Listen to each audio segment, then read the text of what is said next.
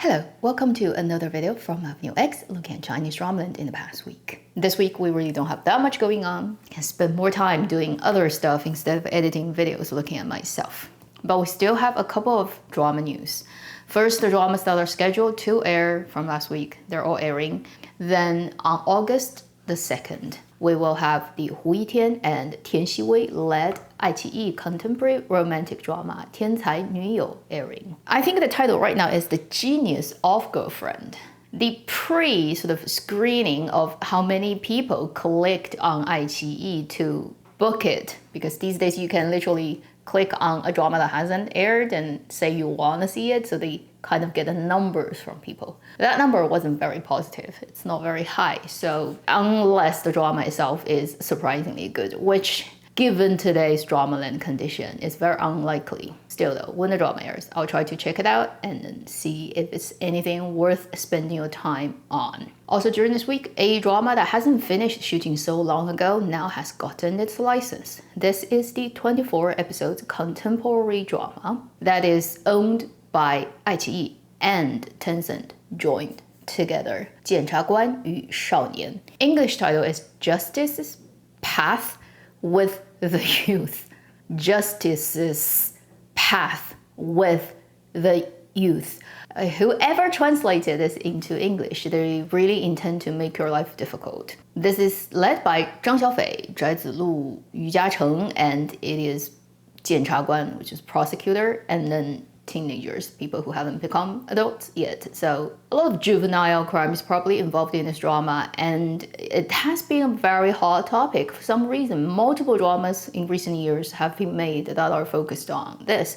Some of them have already aired, some are still being shot right now, and this one is in between, which is it's already ready, just depending on when the platform is going to release it. Then we have multiple dramas that have wrapped during this week, and I would say they all are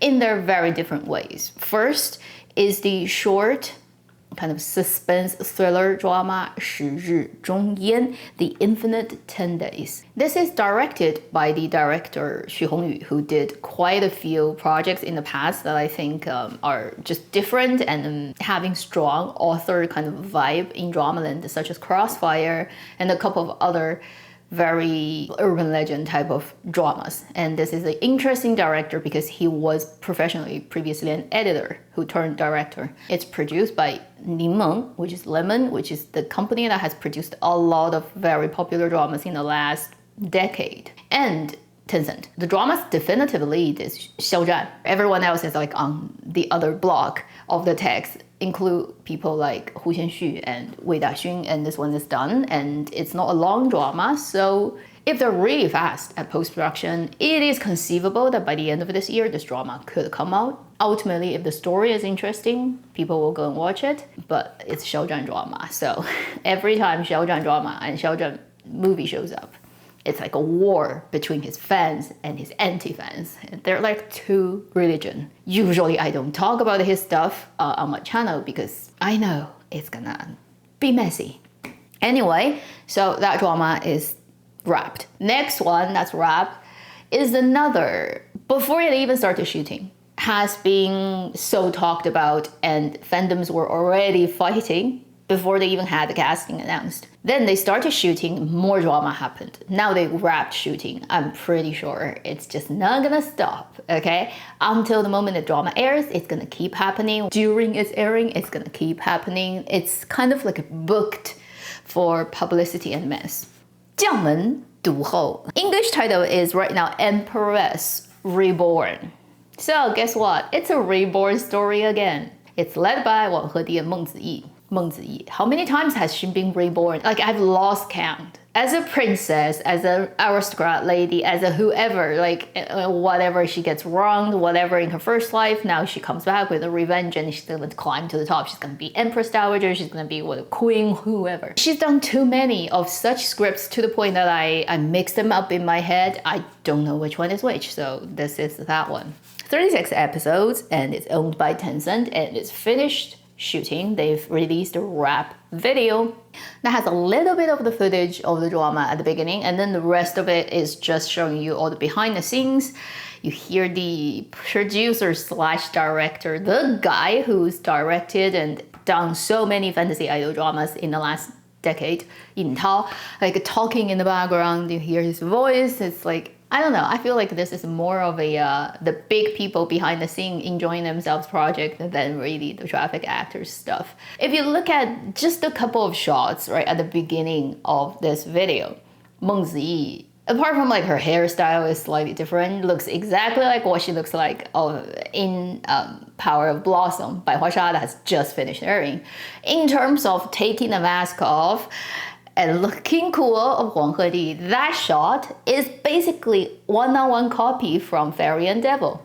Even his hairstyle is almost the same. It's like only this time he's not a magical being. He's not like Lord of Underworld or whatever. He's just a human, but still having multiple identities, and there's armor, there's blood, there's like, you just have to do all those set pieces. Like every other drama in the category, like He Yu's character in Power of Blossom, or like Hou Minhao's character in Key to Phoenix Heart that just finished these two dramas. Before it even aired, I'm already tired. I already have no interest of watching. Is there another dramaland in the world that is as uninventive, as stale, as boring, as copied, repetitive, as hopeless, and as pointless as Chinese dramaland right now? If you live in a place where I don't know about your industry and it's worse than that, let me know so I can feel better about my existence. It's not that I hate any of the people involved in this. It's just I see no hope of this thing be actually good. I've had enough of the female lead is reborn and now she's gonna sit on top of the world. So convenient. Next one is also a big one. By the time it comes out, oh, I'm sure it's gonna be carpeted floor bombing in terms of promotion. 凤舞九天, the Tencent Lu Xiaofeng 古龙 drama adaptation, The Legend of Lu Xiaofeng, led by Gong Jun. There's a new trailer out. By so far I can hear it's all original voice, and obviously still mostly focused on Gong Jun, but then you will see Zheng Yecheng, Li Qing, Quan Yilun, Wang Yilun. Even in this drama, actually Xiao Yuliang is in it. I have no idea that that's actually the case. He's the guy in Ultimate Note, the best Zhang Qilin we've had so far in the history of the adaptation of that IP. Anyway, everybody is in the drama. This drama, if not anything, 40 episodes, it's gonna have a lot of very good-looking guy in period drama costumes who fights on wires constantly. I can see the effort where Gong Jun is trying to break out of his previously extremely monotone and same type of roles. He may actually is a bit overdoing it, too self-conscious and overacting to some level. Even in the footages they put out, it kind of like is a little bit too much. You have to watch the 40 episodes obviously to see if overall adding together it's workable. The other thing is he intentionally is changing the way he speaks because Lu Xiaofeng has this very strong personality, so he wouldn't be talking like a typical male lead of a period idol drama. He's like very playful. So he's trying to do that playfulness, which can lessen some of the clumsiness of his natural sort of like line delivery problems. Yet because his foundation of line delivery is never strong, I don't know how much effort he's putting or not putting, but he never really is the person who's good at it. Let's just say he doesn't have the ear, because if you listen to how he sings, you know he can't hear things well. Therefore, like the hearing and speech are related. Anyway, because his foundation is not solid, he's not the type of people who are very sensitive to sound and voice and knowing imitation and any of that. When he tries to do playful, you can feel it's very, very forced, even just in the trailer. And I was like, really the best thing is dub him. Find a really good dubber that fits his mouth. It's pushing him. He's pushing himself too, and it's like after 40 episodes, it may not work out in his favor. And that's the thing I can see from the trailer that I worry about from this point on. We'll wait till next year probably to see this drama, and by then we will know if it works out. These are the wrapped dramas. Then we do have a drama that has started shooting. It's unclear which platform will eventually air it. It seems it's gonna be mostly done by a city, like it's being kind of supervised by a city's prosecution. And it's called Bian, Xiong. It has no English title yet. Fang is the prosecutors and Bian Fang would be like the lawyers, right? So it's basically focused on two people who are, one is a prosecutor from prosecution and the other is a lawyer, and they probably always come across each other in the court. So that's that kind of story. It's about these two, and supposedly they're both very good at it. That's why the title is called like 控辩双雄. It reminds you of a lot of like TV dramas in the past, how they would title dramas. It has that vibe. The funny thing about it is, although it's not done by Lemon, if you look at the cast, you'll start laughing because it is led by Li Qing, Li Huan, Chen Youwei, and there are a couple of more people, but these three are some of the main characters. They all showed up in Lemon's drama, in A Journey to Love, crossing over also to A Dream Within the Dream. Li Qing is in both dramas, I think. Li Huan is also in both dramas. Chen Youwei is in one of them, right? And it is just really, really odd that I see three of these people. I'm like, this must be a Lemon drama. And then I realize it's not. I'm like, oh, interesting. I wonder who is the person behind it that decided the casting of these people, and do they have some relationship with the crew and team in Lemon that has done previous dramas? I just have the feeling it must be. None of these leads are tier 1. Sometimes you wouldn't even say they're tier 2. They're like tier 3. They're not very well known. They previously just played supporting roles in a lot of other bigger dramas. This one seems to be a very sort of like low-key, small production. Honestly, if it's real voice, like contemporary drama, most likely not dubbed, and it's going to be done by Li Qing and Li Huan, these two people, I actually highly look forward to it, because I have the feeling that first, if they use their own voice, it's going to be like a proper contemporary drama, because both of them actually have very okay line delivery. If you watch their previous dramas, you know they're like the normal actor, because they don't have that traffic actor halo. They're not the tier 1 actors. They don't have sizable fandoms. They don't get kidnapped and hijacked by fandom. In that sense, they probably have more freedom as actors, and they can do just normal acting in a normal drama. And if the script is solid, I would love to see these two guys, who are usually just supporting roles in other dramas, doing contemporary drama in this category and fire away with their lines. Because when you are having this type of plot, there's going to be a lot of line exchange, a lot of court scenes, a lot of talking, and I would enjoy this far more than idol dramas.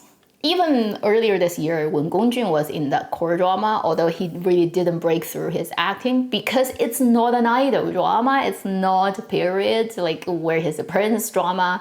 It's a core drama where really funny and over-the-top things happen in the court, and he acts like a normal contemporary person. It actually just makes him, and also Renmin, appear to be just a lot more acceptable to me as a normal audience than when I watch their idol dramas and feeling every minute is a torture. Although this is a small production, it has no English name, we don't know who's gonna eventually air it, like if it's gonna really like even succeed at getting released, because you never know. I pray that this drama will come out smoothly and it would actually be watchable. I love to see these like supporting roles of a couple of previous dramas I really, really loved come together in a totally unrelated thing, but maybe it could be a good surprise. And these are the things I've collected this week. Not that much going on. We're heading into August, and definitely a lot more dramas are gonna come.